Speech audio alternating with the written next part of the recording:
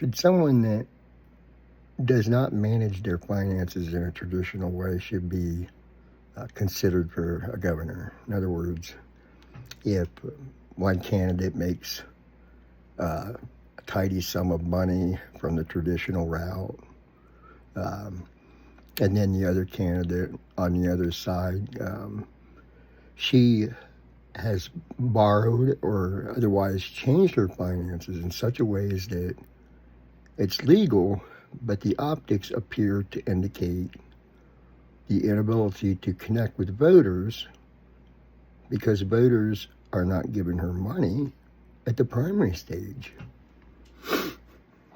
And there's an opportunity to learn that someone that's running now and can't handle or does not handle adequately their finances in or related to the primary cannot manage a budget later. And they have no ability to govern because you can't govern without a plan.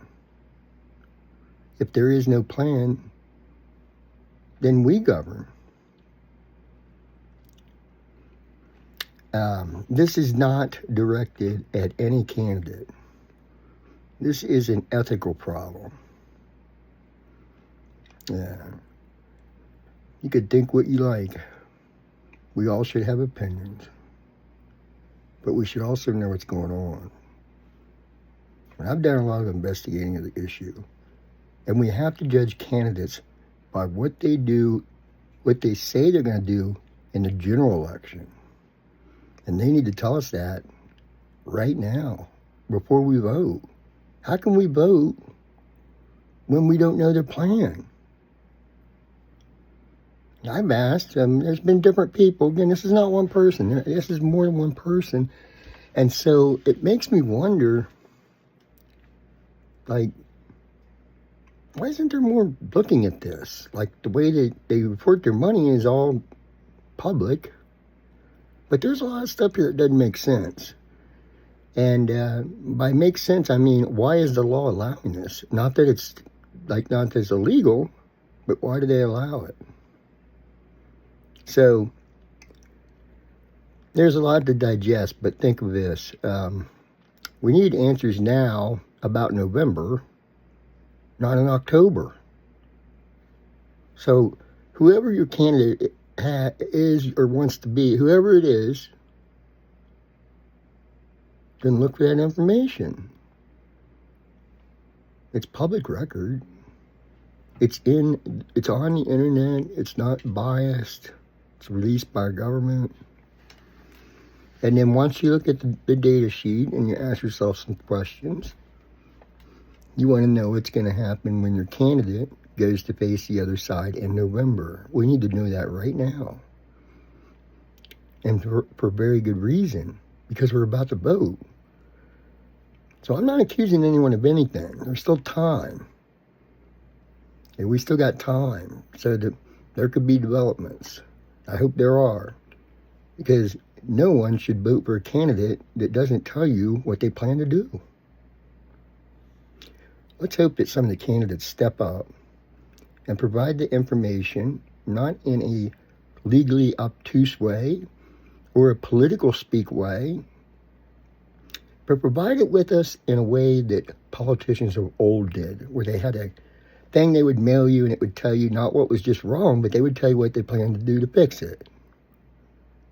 Now, if you have any candidate's name, I don't care who they are, at your mailbox or whatever, next time you look at one of their flyers, I want you to look on there and say, how much of it are they telling me that's wrong, that's going to be really bad, and then they leave out the part of what they're going to do to fix it. You know, we all complain, they won't tell us this, they won't tell us. It's a lot more than they won't tell us. It's simply that they're not doing their job when they run for candidates. They don't understand it, but if you run for governor of Ohio or you run for any kind of position, you don't just look to win the primary. You look to win the whole thing. And just because you might win the primary, win the whole thing, you then have no plan. So it's not unreasonable for voters to expect to have answers, not to be directed to a website, not to be told and like answer it, and don't expect us to be doing the heavy lifting for you. Because you have a website, if I ask you a question, don't point me to the website. You're standing right there, literally, like in digital or whatever. If you're standing in front of me and I ask you, don't point me to a website. And these aren't just complaints, mind you. I just have questions. Like, why? I've seen this repeatedly. Like, they don't understand what a candidate is. Candidates that give decent answers, are their answers are then ripped apart and taken apart. So, other politicians, then they don't want to put any kind of the answer to what they think it is. So they hide it. And so we don't know. So some of them might actually have a plan, but we can't guess on this. You have a plan, you don't have a plan, nobody knows. You got to have a plan. You got to be able to defend it. When the president or other people go on TV, they have to defend their actions. So why should local politicians be able to slip by, change, or avoid just to get through the primary, and then they're on their own, thinking that maybe they can somehow pull off the election? When the primary is over and the general election begins, it's a whole new ball game, and I guess you're just kind of hoping to wing it.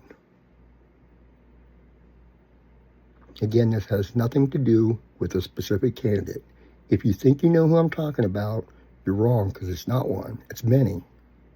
And the issue isn't who it is. The issue is the system. So please think about this.